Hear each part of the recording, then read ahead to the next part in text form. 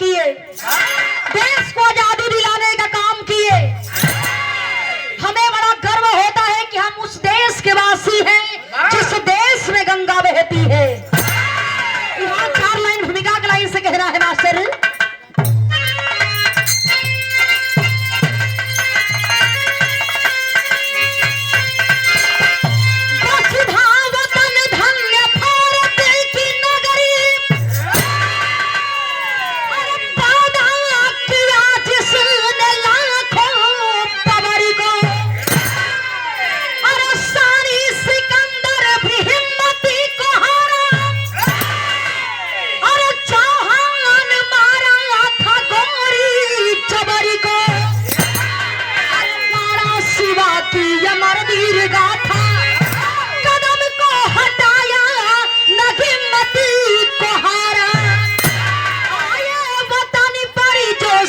को उठा कर चंगी सपूतों ने लड़ने पछाड़ा।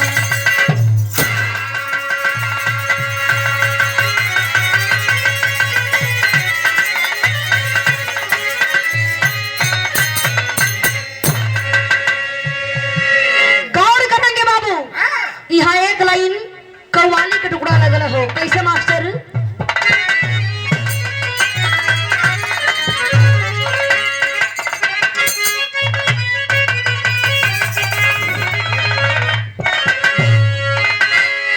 शराबी शराब पी करके और नशे में चूर है। अच्छा जे कोनो बात सच्चाई न बतावेला, एक आग 2 पैक केहू ले तो होखे ओकरा के दे देबा तो बड़ा आसानी से पूरा सच्चाई बाहर कर दीहन। कोई शराबी शराब पी करके नशे में चूर हो करके अपनी दिल की बात बता रहा है। क्या कहा मास्टर?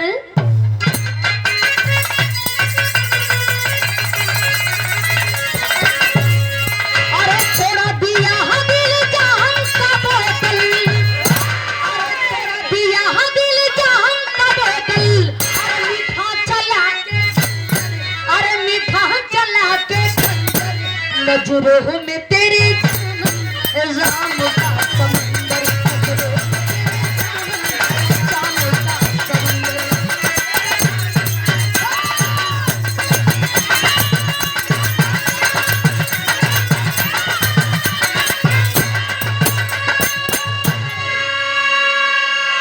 लेकिन गौर करेंगे उस जवानों के लिए कहना है जो देश को आजादी दिलाने में कितना बड़ा काम किए हैं बाबू। क्या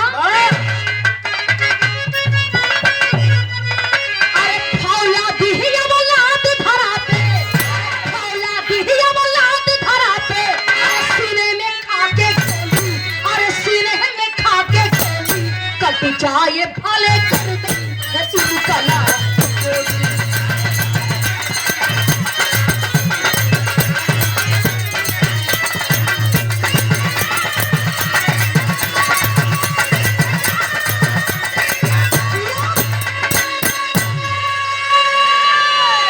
और देखिए आदरणीय आप हमारे राकेश भैया के बड़े भाई हैं केशव जी, आपके द्वारा सम्मान किया गया 100 रुपया से सम्मान। हम बहुत बहुत आपका स्वागत करते हैं, सम्मान करते हैं, बहुत बहुत धन्यवाद। यही से कहानी की शुरुआत हो गई। कहानी कैसन बाकी अगर कहानी हो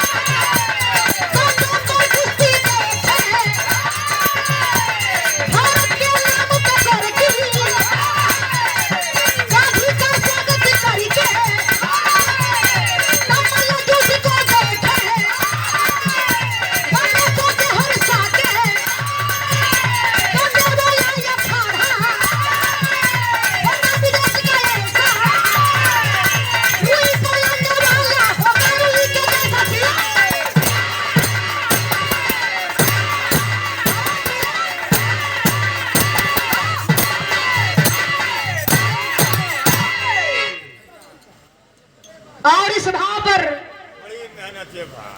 ये 500 रुपया दे करके सम्मान किए।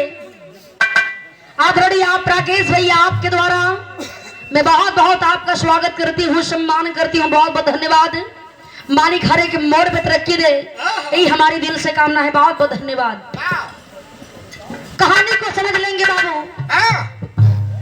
बात उस समय की है जिस समय हमारा भारत देश गुलाम था। उस समय किसी काम से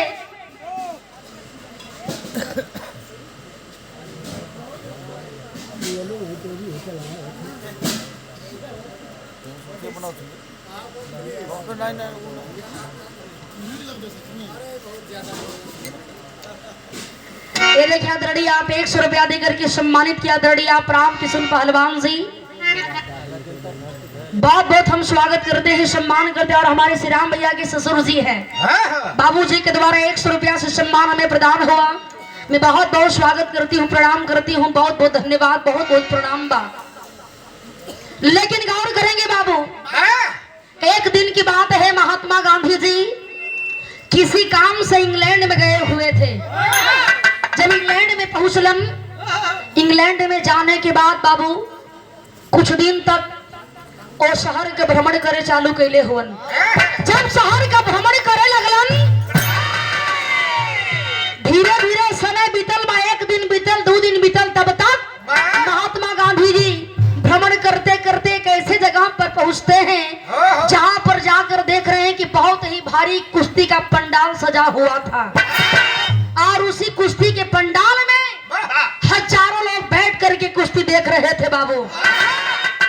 महात्मा गांधी जी कलम अपने हिंदुस्तान में तबड़ा हिंदुस्तानी कुश्ती देखले बनी, लेकिन ये विदेश में अंग्रेज कुल अंग्रेजी कुश्ती कैसे लड़ेलन इहो देखे का मौका मिल गई बा, तो काहे न चल करके देख ली। ए बाबू देखे, गांधी जी उस कुश्ती के पंडाल में पहुंचते हैं और जो उस कुश्ती को करा रहा था उसका नाम था बीबी थॉमस।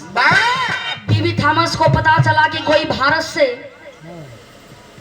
भारत से हिंदुस्तानी हमारे विदेश में आया हुआ है।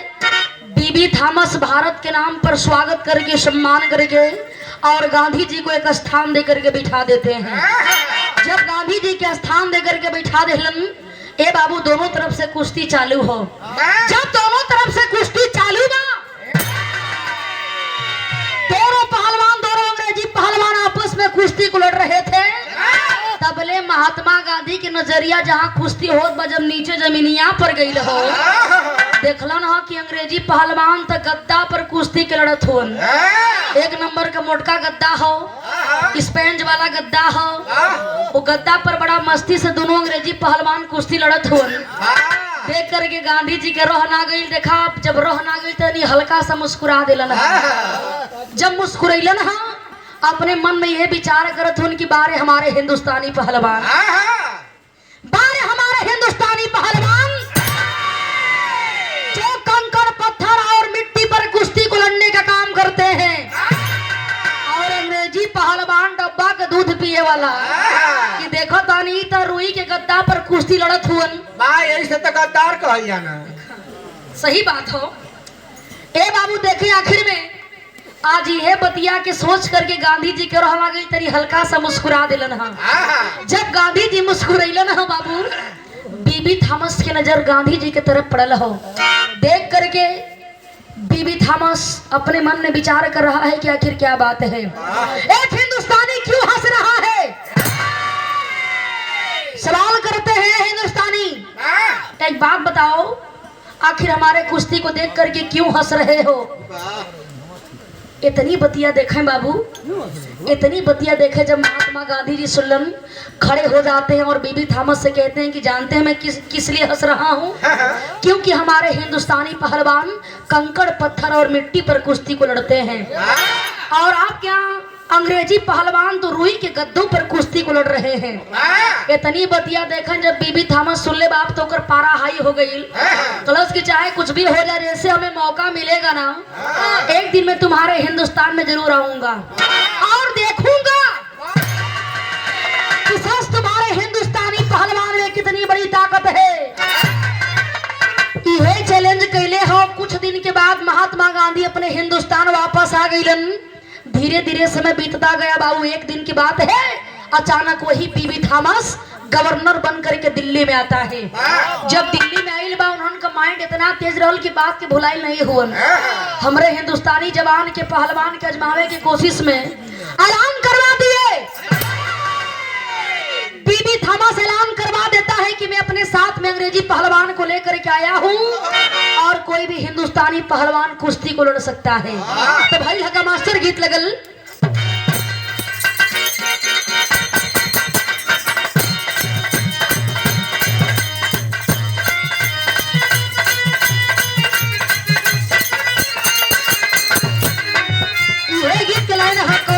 दुल्हा प्रदेश में बा, फोन लगा के कह दिया कि कितना दिन ले दूरी रे बनाई बा।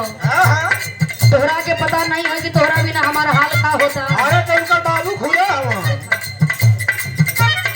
तो केहू के बाबू के चक्कर में मत पड़ा। तनी अपनहु तरह ऐसे लोग कलन की छोने को कहावत बा कि दूसरे के आदमी सब सिखावलन लेकिन अपन खुद ना देख पावेलन।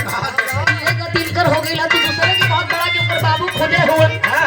लेकिन तनी अपनहु तरफ ध्यान दा कि तू हमरे साथ चल बा तो तोहरो बाबू घरवा हइए होवन। हमार खुदा नहीं हर गई है कि इतना ही तेज आदमी होवन जे के अपने बाबू पर विश्वास ना हो। विश्वास वाली कौन बात है?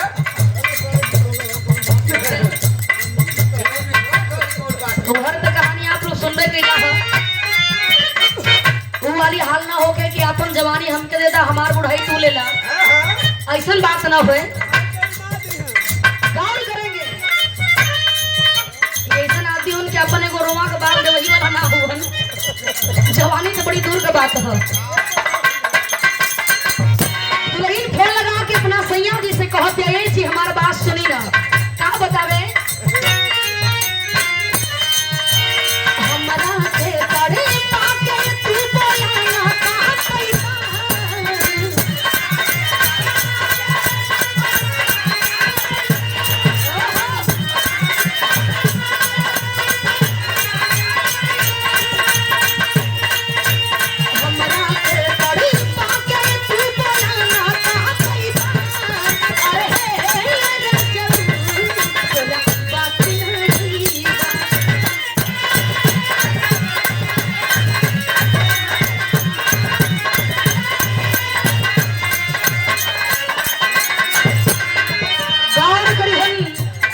जवान पीवी थॉमस अपने साथ में पहलवान को लेकर आता है। करता है क्या पीवी थॉमस दिल्ली में ऐलान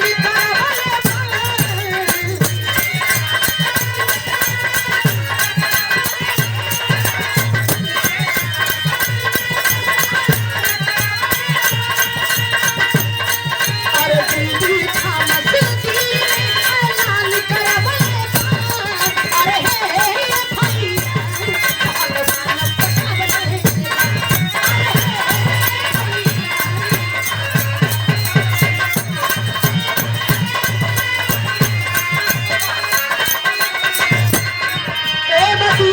पता जब महात्मा गांधी जी के चलल हो तो भइल है का गांधी जी के याद आई ओही दिल के पतिया।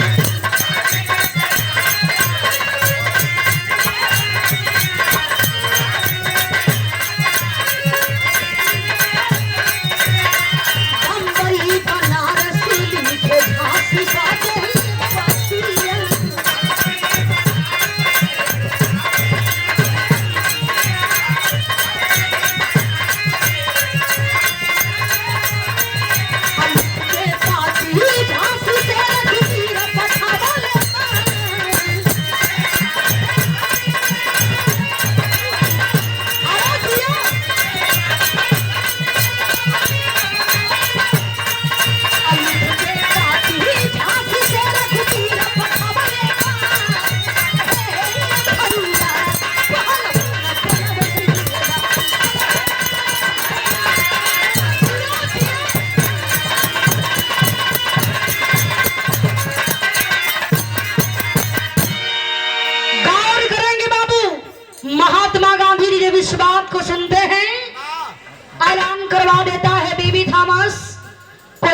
हिंदुस्तानी पहलवान हमारे पहलवान से कुश्ती को लड़ सकता है।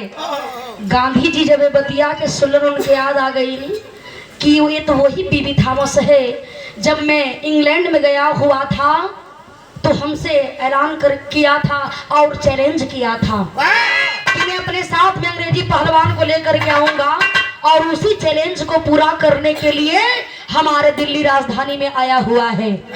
गौर करिए बाबू, इस बात को सुनकर के महात्मा गांधी जी अपने हिंदुस्तान में जितने भी पहलवान थे सारे पहलवानों के पास गांधी जी लेटर लिखना चालू कर देते हैं। जब लेटर लिखना चालू कर दिए, पत्र लिखना चालू कर देते हैं, सारे पहलवानों के पास पत्र पहुंचा, लेकिन एक पहलवान झांसी का रहने वाला था जिस पहलवान का नाम था रघुवीर पहलवान।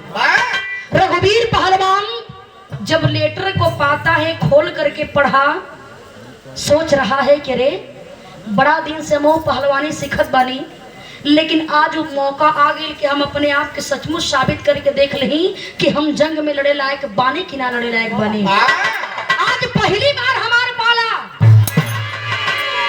एक विदेशी पहलवान से होके जा रहल बा, चाहे कुछ भी हो जाए लेकिन सबसे पहले इस कुश्ती को लड़ने के लिए मैं चलूंगा।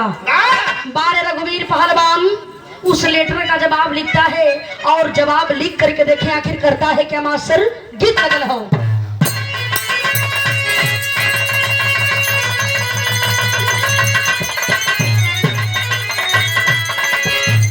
यह गीत की लाइन है, एक गीत के हमरे स्वर्गीय रामदेव गुरु जी गावे। कैसे गाओ मास्टर?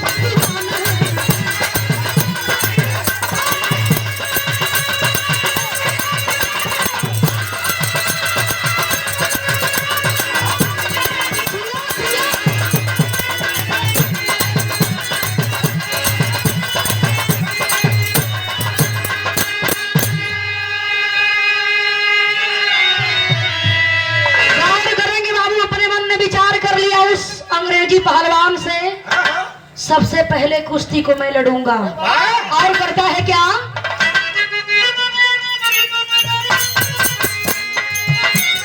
झांसी वाली गाड़ी ले टपी समी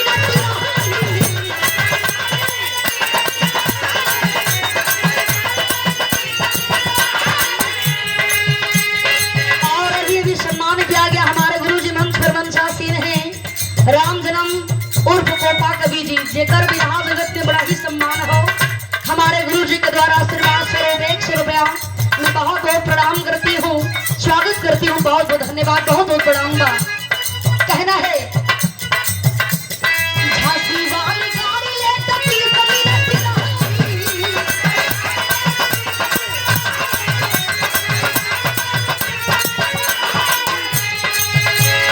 आया बहादुर गांधी जी के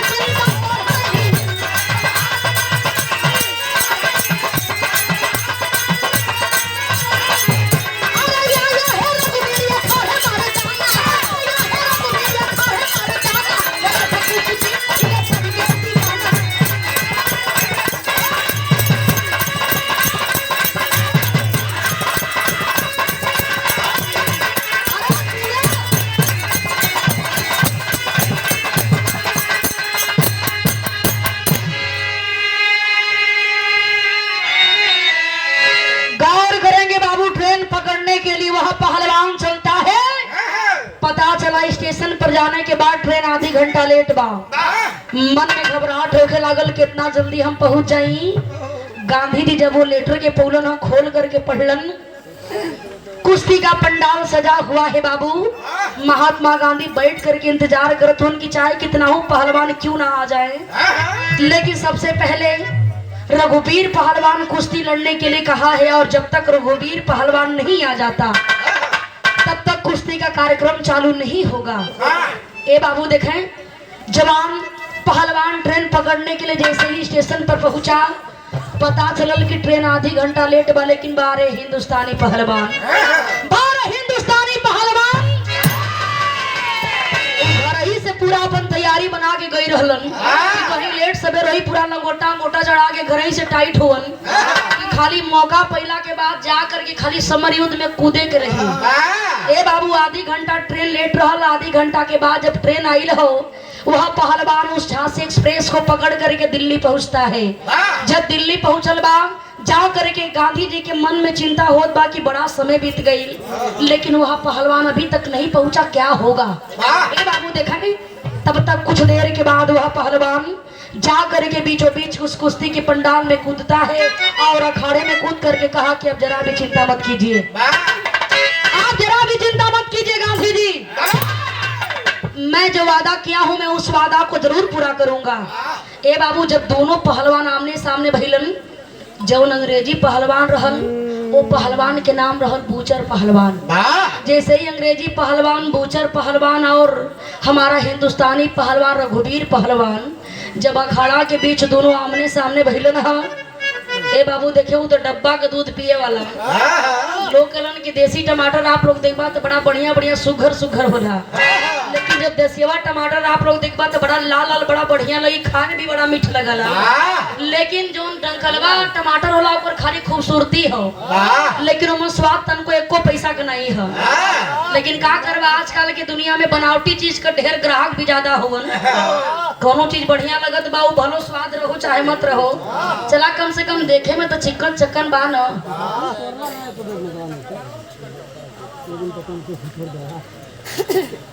और देखिए हमारे राकेश भैया की सासू माँ की ओर से विक्रमपुर की धरती से 100 रुपया देकर के सम्मान को बढ़ाने का काम की मैं बहुत बहुत प्रणाम करती हूँ, स्वागत करती हूँ, बहुत बहुत धन्यवाद। गान करेंगे बाबू। जब दोनों पहलवान आमने सामने भइलन हा, अंग्रेजी पहलवान जब रघुवीर पहलवान के देखले हो, वो तो एक नंबर के मुंह से फुला के पूरा लगत बा कि शरीर पर 1.5 कुंटल का हो। देख करके लगल अपन पूरा मसक फुलावे लगल, देख फुलाव की क्या जानता है, अभी इसको पता नहीं है कि किससे पाला पड़ा है। उधर देख के अंग्रेजी तो ढेर समझ ना पड़ा रघुवीर पहलवान, चलन के अच्छा सार ढेर तू ऐठा जी निगोटा कसले है सार।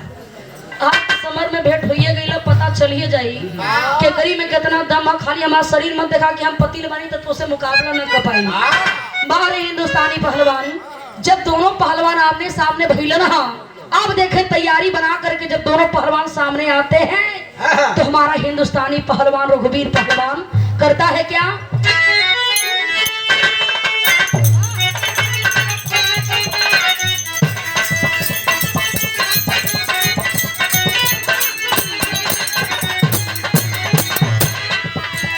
पहलवान जी लोग बैठल हुए अजनत हुन की पहलवान लोगन की दाव पेच के बात है।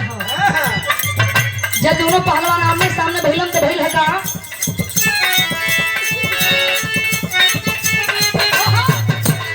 होता है क्या, कसी के चालानी बेटा, कसी के चालानी बेटा पटा, पहलवान बनवा हो पहलवान हिंदुस्तानी का पहलवान।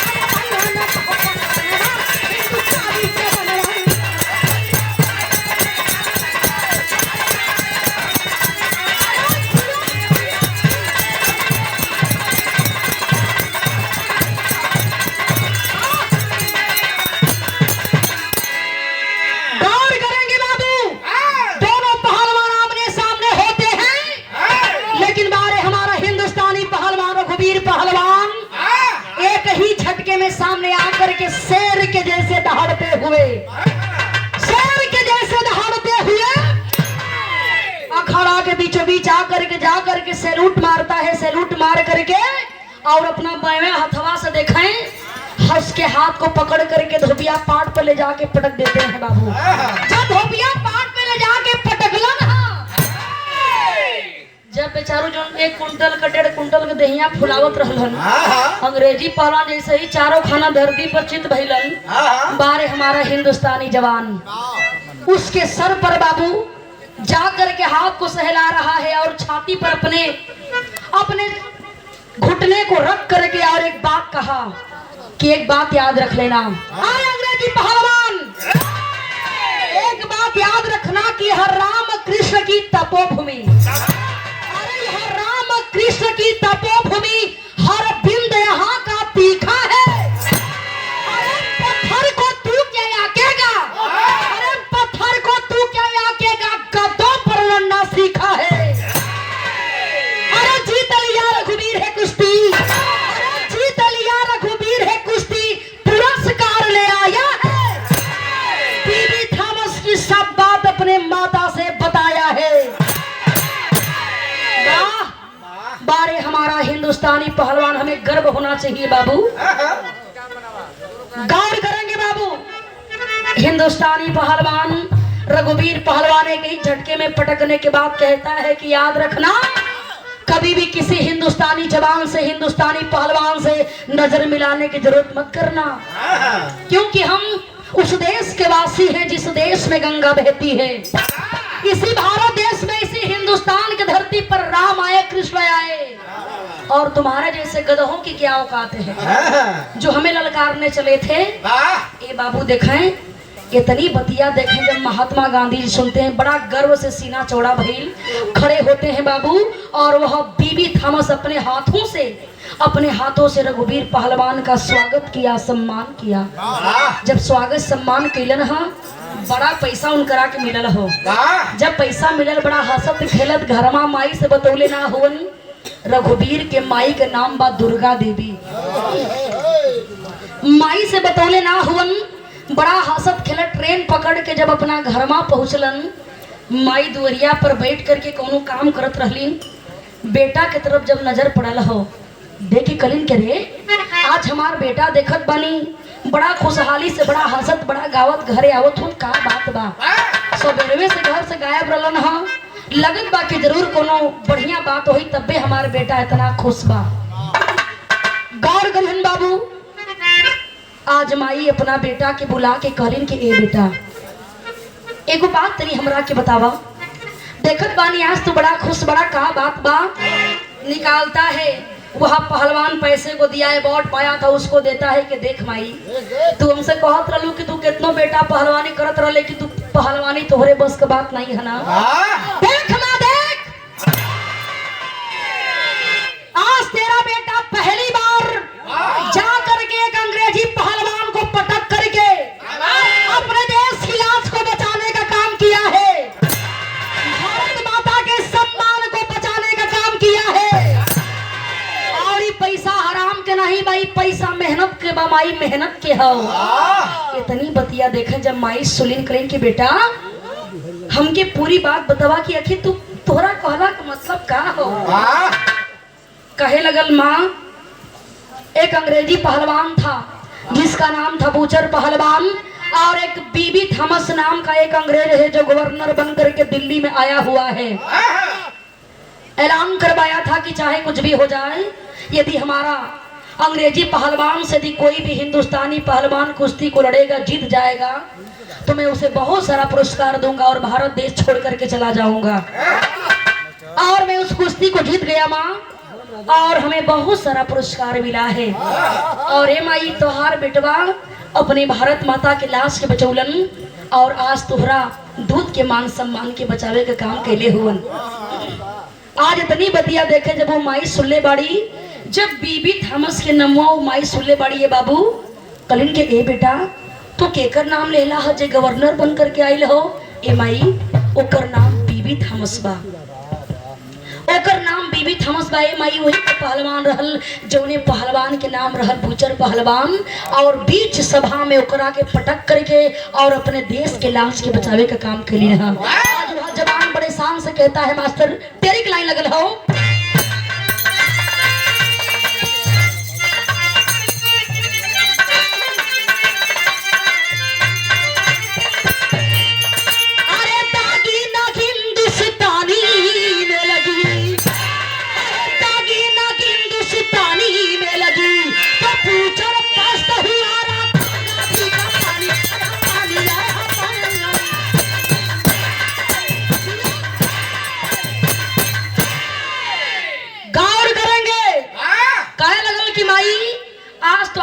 बहुत बढ़िया काम कैले बाना। ए बाबू जब माई इतनी बतिया के सुनी ना आंख में आंसू भर गई। कलिन के बेटा आज तो तू पहलवान बन गया, तो आज सपना पूरा हो गया बेटा। लेकिन तू जौने बीबी थॉमस के नाम लेके बड़ा ना बेटा, वो बीबी थॉमस के तू बढ़िया आदमी मत समझी हा। ए बेटा वो बीबी थॉमस का देन बाकी आज हमार पूरा परिवार खंड खंड में बट गई और आज तोहरे सर से तोहरे बाबूजी के साया हट गई। इस बात को देखे जब वह पहलवान सुनता है, कहता है माई तोहरा कहला का क्या मतलब है, तू का पहचान बड़ू माई। आज वो हमार रो करके वह दुर्गा देवी अपना बेटा रघुवीर पहलवान से बात कहली। का कहली?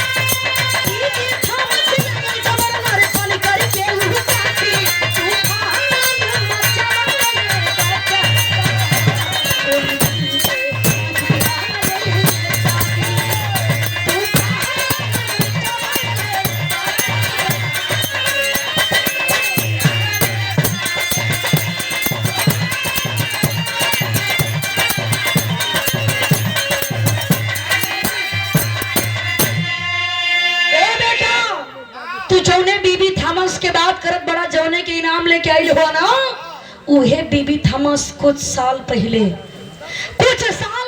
हिंदुस्तान में भारत देश में काशी के नगरी में गवर्नर बन करके आई रहल।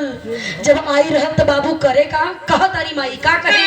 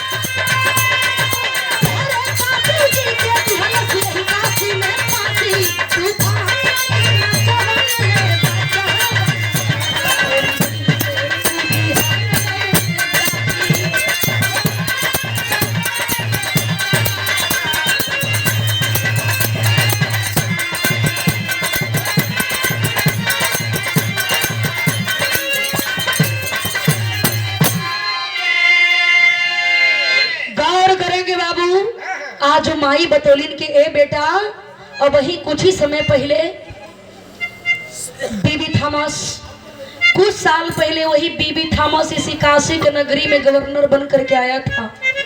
और ए बाबू, तोहर बाबूजी बड़ा बढ़िया, बड़ा नेक दिल इंसान रहलन। और वो पापी आ करके पूरे गांव में, काशी के नगरी में आकर के इतना बढ़ियार बाबू उदंडता करे का काम करे, इतना बढ़ियार पाप करे का काम करे कि केहू के बहन नहीं समझे रे बेटा, कौनहू माता बहन के इज्जत के सरेआम लूटे का काम करे, और भाला के नोक पर छोट छोट बचवन के मारे का काम करे।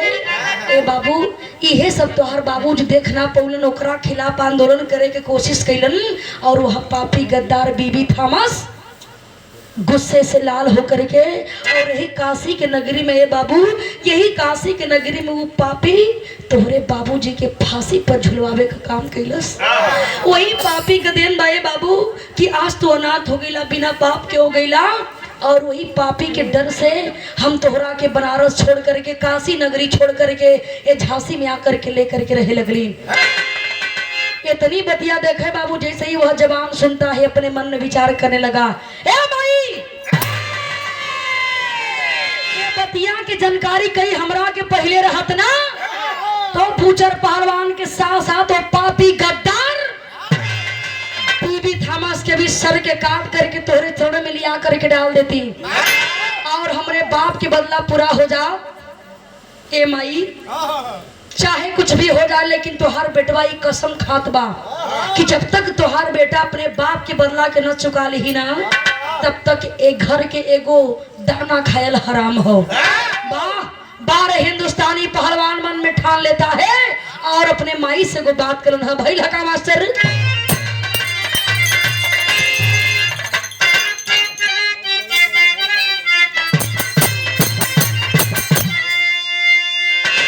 गीत के लाइन हो कैसे, अरे माता को ललनवा देई,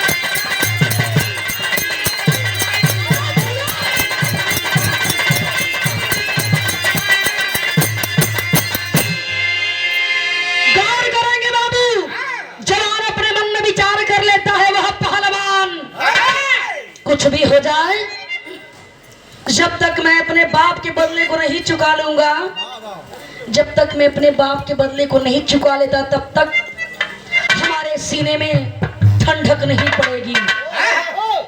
बेटा वही होता है जो बाप का सम्मान करे, बाप के आज्ञा का पालन करे।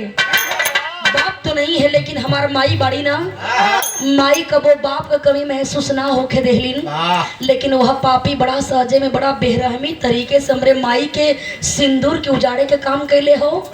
मौका मिली है माई, तोहरे चरण के हम क्रिया खा के कहत बनी, जैसे हमरा के मौका मिली ना, हम तोहरे सुहाग के बदला के जरूर चुकाई माई, और अपने बाप के बदला के जरूर चुकावे के काम करब। माँ जब इस बात को सुनती है, माँ घर के अंदर गई, एक पिस्टल लाती है और एक भुजाली लेकर के एलिन, कलिन के बेटा एगो बात ध्यान से सुन ला। तोहरे बाबूजी का निशानी ये पिस्टल और ये भुजाली हो। एक बात याद रहे, बाप के बदला चुकाओ बदे जात बड़ा ना, बाप के बदला चुकाओ बदे जात बड़ा, तो बाप के बदला जौन बाप के हथियार बा वही से चुकई हा। ये लेके ताकि वो भुजाली के साथ तोहरे बाबूजी का याद हमेशा ताजा रही। इतनी बतिया देखे बाबू, जब आज जो है पहलवान सुनता है पिस्टल भुजाली के लेलन और देखे वह माँ कहती कि बेटा तू पापियन से बदला लेवे खातिर अकेले न चल बा, हम तोरे साथे चला। पता पहले लगावल जरूरी बा कि बीबी थॉमस रहत कहाँ हो। बारह हिंदुस्तानी पहलवान पता लगाते लगाते देखे कलकत्ता शहर में पहुंचता है। रघुवीर पहलवान जब कलकत्ता शहर में पहुंचा तो पता का लगन मास्टर कहना है,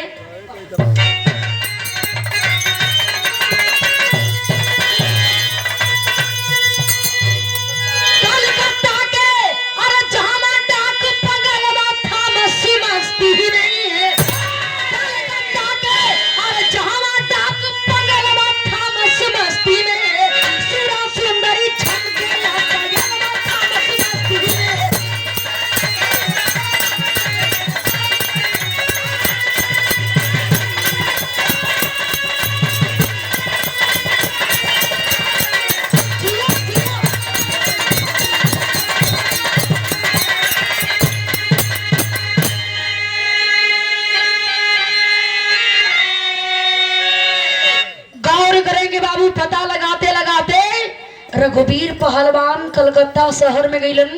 जब कलकत्ता शहर में गईलन है बाबू, पता चला है रघुवीर पहलवान पता लगा लिया कि बीबी थॉमस कलकत्ता शहर में जो गए होंगे जानते होंगे, कलकत्ता शहर में डाक बंगला के अंदर बीबी थॉमस रहता था। जौने दिने पता लगल बा वही दिने वो बीबी थॉमस के जन्मदिन रहल। अपने बर्थडे को मना रहा था, बड़ा बढ़िया से बड़ा मिजाज में होकर के बर्थडे मनावत हुन। तब तक रघुवीर पहलवान सोचत हुन कि आज चाहे कुछ भी होखे, आज यदि ओकर जन्मदिन बात आज ओकर मरण दिन आज के दिन ही हुई। बारे रघुवीर पहलवान मन में विचार कर लिया और देखे जैसे ही चलता है, जैसे ही पहुंचा डाक बंगले के पास, मेन गेट पर जैसे ही पहुंचलन, मेन गेट पर जा करके रघुवीर पहलवान देखत हुवन, मेन गेट पर वही बूचर नाम का पहलवान पहरा दे रहा था। जब पहलवान का नजर पड़ल बा रघुवीर यादव के ओर, रघुवीर पहलवान की ओर देख करके कांप गया कि अरे हिंदुस्तानी कहाँ से आ गया। बोलो भाई क्या बात है। जा करके बाबू हिंदुस्तानी पहलवान रघुवीर पहलवान कहा कि हट जाओ हमारे सामने से, हमें फौरन बीबी थॉमस से मुलाकात करनी है, मिलना है। इस बात को सुन करके कहे वो जवान, जब इस बात को कहा बूचर नाम का पहलवान कहता है चाहे कुछ भी हो जाए मैं सामने से नहीं हटूंगा, हमारा यही काम है, हमारी ड्यूटी में अपनी ड्यूटी को जब तक पूरा नहीं कर लेता मैं नहीं हट सकता हूँ। आंख लाल लाल हो बाबू देखें, गुस्से से लाल हो करके रघुवीर पहलवान निकालता है भुजाली, निकाल करके भुजाली और उस बूचर नाम के पहलवान अंग्रेजी पहलवान के पेट में भोंक दिया। बूचर पहलवान धरती पर गिर जाता है। जैसे ही बूचर पहलवान धरती पर गिरा, ऑटोमेटिक मौका को पा करके रघुवीर पहलवान बंगले के अंदर चला गया। जब बंगले के अंदर पहुंचा देख रहा है बीबी थॉमस अपने जन्मदिन को बड़े ही धूमधाम से मनाने का काम कर रहा है। 4-5-6 को सुंदरी भी आई बड़ी, लेडीज आई बड़ी, बड़ा प्यार से गाना गावत बड़ी, नाचत बड़ी। कौन गाना चलत रहा भैया? दिखाइएगा, बजा दो भैया। ओहो, माने ही गाना कौन बजावत हुन? यह गाना चलत रहल। कौन गाना रहल? तो बजा गा। यह गाना चलत रहल। माने टिंकू जिया, टिंकू जिया, इश्क का मंजिल की सहतिया, टिंकू जिया।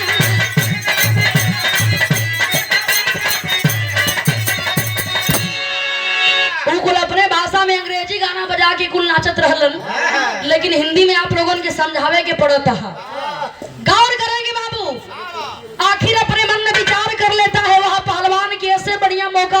ली।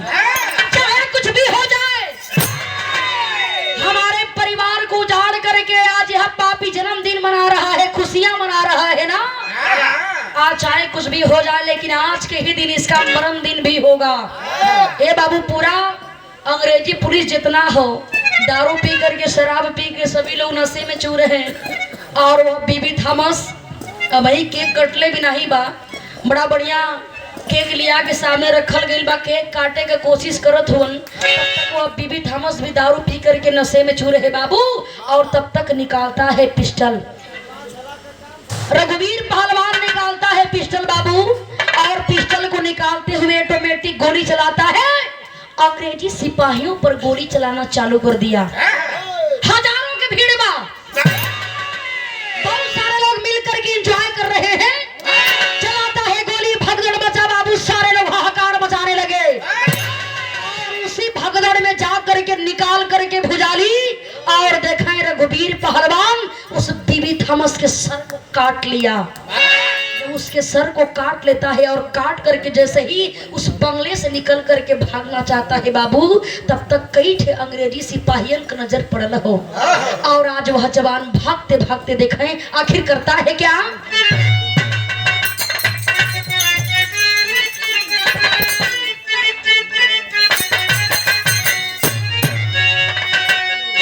अरे सुन ले आज जब ताखा के सिपाहिया भैया,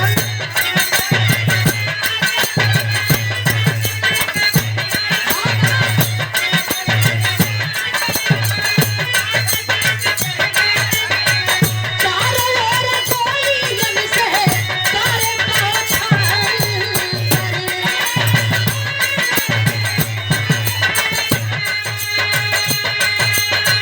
सिरवा दिखावले दुर्गा माई के कलर भैया।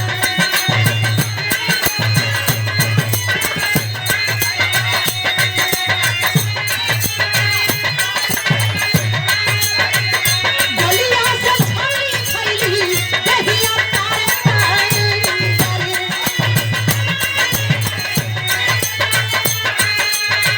देशवा के लाजिया चवला मोती रवन भैया।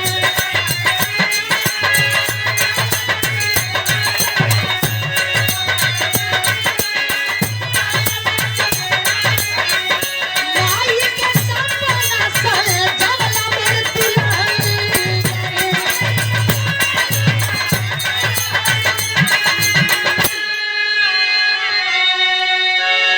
ये कहानी के जरा मेन पॉइंट पर ध्यान देहन बाबू। देखें आखिर में रघुवीर पहलवान बीबी थॉमस के सर को लेकर के भाग रहा है। अंग्रेजी पुलिस पीछा करना चालू कर देती है बाबू, गोली फायर करना चालू कर दी। पहलवान भागते भागते भागते भागते अपनी माई के पास गिलन, जा करके दूर से कलन की देख माँ देख, देख माँ देख, आज तेरा बेटा अपने बाप के बदले को चुका लिया माई। ए बाबू ले जा करके उसके सर को दिखाता है। तब तक माई के नजरिया आज वो पापी पुलिस, अंग्रेजी पुलिस की ओर पड़ल हो। जैसे ही पापी गद्दार गोली फायर करना चाहते हैं, तब तक आज वो बुढ़िया मतारी आज अपना बेटवा रघुवीर पहलवान के अगवा आकर के खड़ा हो गई। वो पापी जितना भी गोली बरसावत बड़न बाबू, पूरा गोली जा करके आज जो बुढ़िया माई के शरीर की पूरा छल्ली छल्ली कर देलस। आज देखे जैसे ही माई धरती पर गिरली, माई कलिन के बेटा हमरा दूध का क्रिया बेटा, आज तो अपनी माई के सपना के साकार कर देला ना, बाप के बदला के चुका लेला बेटा। हम मान गिलिन कि तू हमार बेटा बड़ा, आज हमने दूध के कर्ज चुकावे का काम किला। ए बेटा भारत माई के लाज बचावे का काम कैला, लेकिन ए बेटा एगो बचन और हमरा के दे दा। हम जनत बनी पापी गद्दार तोहरे जान के नहीं छोड़ियन बेटा, लेकिन एगो बात याद रखा कि तोहार बाबूजी के पापी गद्दार फांसी लगा करके जान मारे के कोशिश कैलन न बाबू, जान के मार दिलन न भैया। लेकिन एगो बात याद रखा कि तोहार मौत होके ते पापियन के हाथ से ना होके के चाहिए, ए पापियन के गोली से ना होके के चाहिए बेटा, हमरा के वचन दे। ए बाबू इहे बतिया सुन करके आज ये बतिया के सुन करके बाबू देखे रघुवीर पहलवान कलन की माई तो जौन चाहत बाड़ू तुम्हारा अंतिम ख्वाहिश भी हम जरूर पूरा करब। इसी बात को कह करके आज बुढ़िया मतारी अपने दम के तोड़ देली न। जब अपने दम के तोड़ देली न बाबू, आज रघुवीर पहलवान भागना चालू करता है। सोच रहा है कि माई कहले बड़े के पापियन के गोली से नहीं मरे के बाद जवान भागना चालू करता है। पहलवान भागते भागते भागते भागते, आप लोग जानते हैं कि हुगली पुल बड़ा ही मशहूर बा, कलकत्ता शहर में बड़ा ही मशहूर जगह बा। उसी हुगली पुल पर जा करके बाबू वह पहलवान खड़ा होकर के चारों तरफ देख रहा है। आखिर होता है क्या बाबू?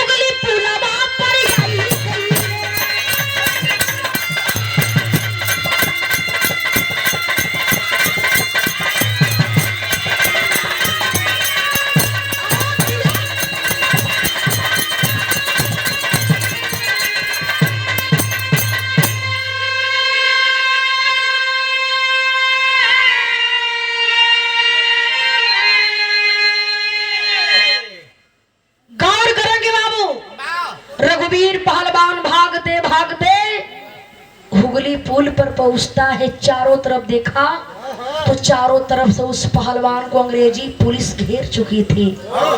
मन ने विचार कर लिया, लगता है अब हमारा जान नहीं बचेगा, लेकिन चाहे कुछ भी हो जाए अपने माँ के वचन को मैं जरूर निभाने का काम करूंगा। बाबू बेटा हो तो ऐसा जो माँ के भी बात को समझे और पिता के भी फर्ज को समझने का काम करे। सोच लिया हमारा जान अब नहीं बच सकता है, चाहे लाख उपाय में कर लूं। देखें रघुवीर पहलवान पिस्टल को लेकर के, भुजाली को लेकर के उसी हुगली पुल पर खड़ा है और उसी गंगा जी में पिस्टल और भुजाली को फेंक दिया। बाबू जैसे ही फेंकता है और फेंक करके सोच गया कि इसी गंगा जी में कूद करके मैं अपने जान को गंवाने का काम करूंगा, लेकिन इन पापियों की गोली से मैं नहीं मर सकता हूँ। पिस्टल भुजाली उसी गंगा जी में फेंक करके बाबू दिखाएं वह पहलवान उसी हुगली पुल पर से कूदा और जा करके गंगा जी में गिर करके अपने जान को गंवा दिया। ये बात के पता देखें जब गांधी जी के चलल कि रे वह पहलवान तो बड़ा होनहार था, बड़ा होनहार था, जो सबसे पहले कुश्ती को जीत करके और हमारे देश के मान सम्मान को बढ़ाने का काम किया था। उसके साथ इतना बड़ा घटना हो गया, फौरन महात्मा गांधी जी बाबू देखे अपनी टोली ले करके और उसी हुगली पुल पर पहुंचते हैं। जब पहुंचे आखिर गंगा जी में से किसी तरह से बाबू उस पहलवान के लाश को बाहर निकलवाते हैं।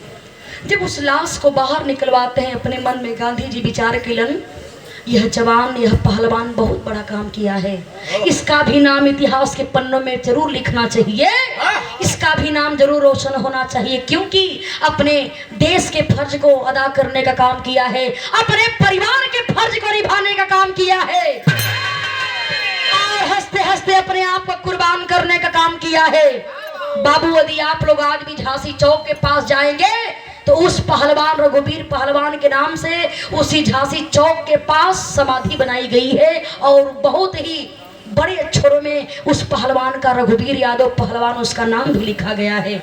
महात्मा गांधी जी बाबू देखिए उस पहलवान का उसी झांसी चौक के पास में उसका समाधि बनवाते हैं और आज भी वह समाधि उसी झांसी चौक के पास आज भी स्थित है। तो ऐसे हमारे हिंदुस्तानी जवान हैं, ऐसे हमारे हिंदुस्तानी पहलवान हैं जो परिवार को पीछे छोड़ करके, उनका भी मन है, जो जवान देश की सेवा कर रहे हैं बाबू, उनका भी मन है कि मैं अपने परिवार के साथ होली मनाने का काम करूं, दिवाली मनाने का काम करूं, लेकिन बारे हमारे देश के जवान सर पर कफन बांध करके बड़े ईमानदारी के साथ सोचते हैं कि पहला फर्ज हमारा यही है कि मैं देश की सेवा करूं, देश की हिफाजत करूं, इसके बाद हमारा परिवार की हिफाजत में करूंगा। लेकिन गौर करिए हम, जब जवान हंसते हंसते शहीद हो जाता है, देश की सेवा करते करते शहीद हो जाता है बाबू, बहुत बड़े बड़े नेता लोग हों, बहुत बड़े बड़े मंत्री क्यों ना हो, लोग दरवाजे पर रिहन 2-4 लाख रुपया दे दी, हम परिवार के सांत्वना दे के लोग चली आवलन बाबू। लेकिन एक बात को आप लोग नोट करेंगे कि हमारा देश चाहे कितना हो जवानों के घर पर पैसा पहुंचाता रहे, लेकिन न तो जीते जी हमारे जवान उस पैसे का लाभ उठाते हैं और न तो मरने के बाद लाभ उठा सकते हैं। और हमारा हिंदुस्तान, हमारा देश उन जवानों का कर्ज कभी भी अदा नहीं कर सकता है, जो सर पर कफन बांध करके देश की हिफाजत करने का काम आज भी हमारे जवान कर रहे हैं। और जिस समय हमारा भारत देश गुलाम था, कितनी सारी कुर्बानियां दे करके, सीने में गोली खा करके, फांसी पर झूल करके और अपने देश को हमारे देशवासी आजाद करवाने का काम किए हैं बाबू। बड़ा हमनी के छोट शब्द में कह दिया जला कि फलाने के बेटा शहीद हुईलन, लेकिन एक बार उस परिवार में जा करके आप लोग देखियो कि अपने आप पर सोच करके देखें कि देखियो कि घर का बेटा होके जवन माई पैदा करके पाल पोस के जवान बनावी रही कि आगे चल करके हमारे बेटा हमारे बढ़ोतरी के सहारा बनी हन। और देश की सेवा करते करते बाबू ब्याह भी ना भइल बा, शादी भी ना भइल बा, अभी 22-23 साल की उम्र हो, जब जवान देश की सेवा करते करते शहीद हो जाता है, वो बुढ़िया माई जब अपना बेटा के लाश के देखे तो कैसे ना पागल हो जाइए नो बाबू। वो बाप अपने बेटा के लाश के देख करके कैसे ना पागल हो, वो जवान औरत और अपने मांग के सिंदूर के धो करके सफेद साड़ी पहन के कैसे अपने जीवन के बिताइहन। ए बाबू, बड़ा ही कठिन यह समय होता है। लोग कहेलन कि दुनिया में सबसे बढ़िया बोझा एगो बिटिया के होला। बड़ा ही कम शब्द में, बड़ा ही लोग पारंपरिक तरीके से लोग कहेलन कि बिटिया सयान हो चुकल भी, आप बढ़ियार हो गई, लोग ब्याह शादी कर देबा, सर का भार उतर जाई। लेकिन ये तो परंपरा आज ना तकाल केहू के घर के बहन बिटिया हो खाए, आज ना तकाल उनका शादी ब्याह होबे करी, मालिक कहीं ना कहीं जोड़ा जरूर बनौले हुई हन। लेकिन सबसे बढ़िया बोझा वो होला जो जौन जवान के बाप अपने जवान बेटवा के लाश के जब अपने कंधा पर उठा के चलन बाबू, वो समय वो बाप के कंधा टूट जाला, करिया टूट जाले की बारे बेटा आज ही कौन तू दिन दिखावत बड़ा कि जौने बेटा से हम सपना सजोले रलीन कि जब बुढ़ौती हमारा आई, जब हम मर जाए तो हमार बेटा हमरे चिता में आग लगाई। लेकिन आज उस समय आ गया कि आज एगो जवान बेटवा के बूढ़ा बाप जा करके चिता में आग लगावत बा। वो बाप खातिर उससे बढ़िया बोझा ये दुनिया में कुछ नहीं होला। ए बाबू, इसीलिए कहा जाता है कि हमारे हिंदुस्तानी जवान देश की सेवा बड़े ईमानदारी, बड़े बहादुरी के साथ में करने का काम करते हैं। सलाम है वैसे जवान को जो हंसते हंसते देश की सेवा करते करते अपने आप को कुर्बान करने का काम करते हैं। तब आज हम अपने घर में बड़े आराम से अपने जीवन को बिता रहे हैं। कहानी खत्म भइल, आखिरी लाइन में कहना है